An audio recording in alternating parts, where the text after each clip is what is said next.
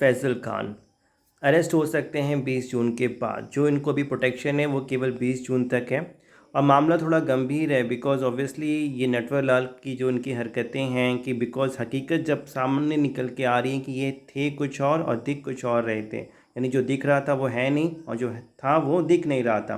लेकिन पर्दे अब हट रहे हैं, इनकी सच्चाई सामने आ रही है, तभी तो कहा जाता है कि ऐसे बहरूपिये बाबा हमारे देश में बहुत हैं जो लोगों को इस तरीके से झोला छाप होने के बावजूद भी ठगते हैं। अब चलो बात करते हैं मुद्दे की कि जो इनको अभी एंटीसिपेटरी बेल मिला है वो एक्चुअली कोर्ट का क्या ऑर्डर है। यहाँ पे इन्होंने कोर्ट में एप्लीकेशन लगाई थी, इनके ऊपर एफआईआर दर्ज है सेक्शन 109 और आर्म्स एक्ट के अंदर।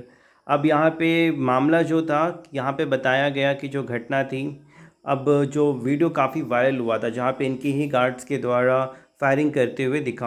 अब वहाँ पे पुलिस अनाप दर्ज करती है। अब उसकी जांच पड़ताल के लिए इनके एकेडमी में पहुँचती है तो वहाँ पे पता चलता है कि जो इनके डायरेक्टर हैं उनके द्वारा कि ये जो गार्ड्स थे ये हमारे ही थे, बट बताया गया कि ये एजेंसी के द्वारा हायर्ड किए गए हैं एंड जो कुछ भी हुआ ये इन्होंने किया है।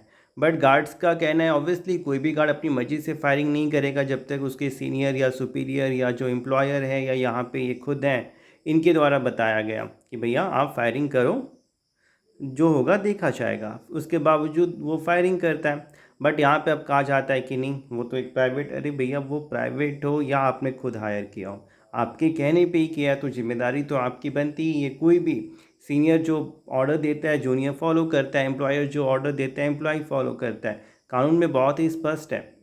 ऐसा नहीं है कि ड्राइवर कहीं किसी को ठोक दें, जिम्मेदार मालिक को ठहराया जाता है और भरपाई भी मालिक को करनी पड़ती है। एक गरीब इंसान कहाँ से देगा भरपाई, जो भी कुछ होगा कंपनसेशन।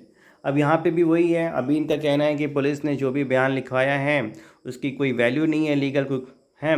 कल की भी ये जो भी वहाँ पे गार्ड्स हैं वो भी अपना बयान बदल देंगे कि हमने वहाँ पे पुलिस के दबाव में दिया था और वो खुद को ही अपनी गलती मान के इनको बचा लेंगे, उसके बदले में चाहे उनको जो भी कुछ मिले। अब जो मामला रहा कोर्ट में दलीलें दी गई कि यहाँ पे जो गार्ड्स थे वो, अब जो यहाँ पे जो गन है जो लाइसेंस है वो भी पर्सनल लाइसेंस था, कोई प्रोफेशनल काम के लिए नहीं लिया गया था। बट यहाँ पे तो वो प्रोफेशनल एजेंसीज के तौर पे काम करते, वो भी एक सवाल के घेरे में है, वो एक जांच का विषय है। पुलिस उस पर जांच करेगी। फ़िलहाल जो इनको राहत है वो इंटरिम राहत ही मिली है।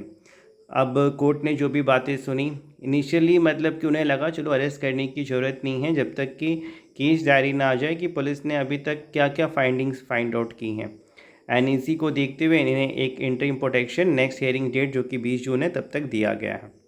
ऐसा नहीं है कि बेल मिल गया है।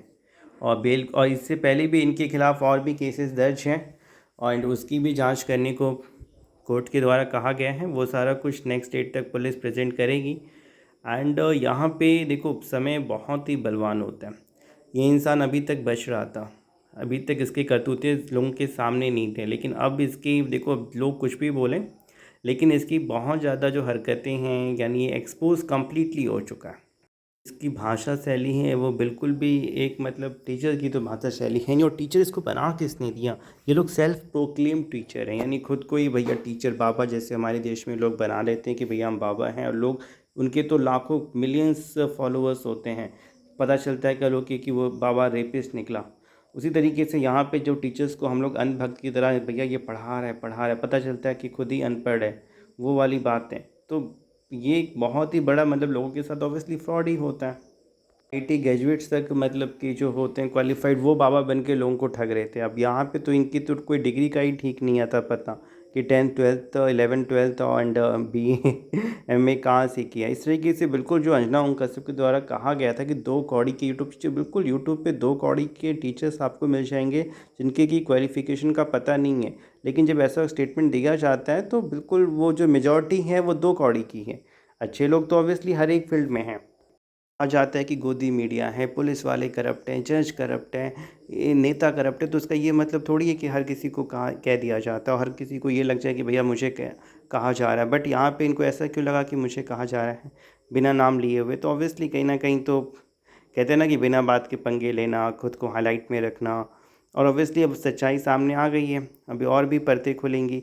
अभी पता भी चल रहा है कि इनकी जो कोचिंग थी ऑलरेडी किस तरीके से इन्होंने जिसके साथ स्टार्ट किया उसी को धोखा दिया, अपने गांव वालों को धोखा इंसान किसी का नहीं है, जो इंसान अपने गांव का नहीं, समाज का नहीं, जिसके साथ इसने कोचिंग स्टार्ट की, बिजनेस स्टार्ट किया, एक तरीके से उसको किस तरीके से साइड किया, लात मारा, बेचारा बोल नहीं पाता है ठीक से, तो ऑब्वियसली तो ये इंसान बिल्कुल बिजनेसमैन है। लोग सवाल उठाते हैं कि भैया मुश्किल से 5-6 साल ही हुए हैं इसको पढ़ाते हुए, या 10 साल हो गए हैं, इसने इतने करोड़ों का बिजनेस कैसे बना लिया, जब ये कहता है कि हम पैसे नहीं लेते हैं किसी से, कम दाम में पढ़ाते हैं। बहुत सारी चीज़ का विषय है, बहुत कुछ सामने आएगा आपके।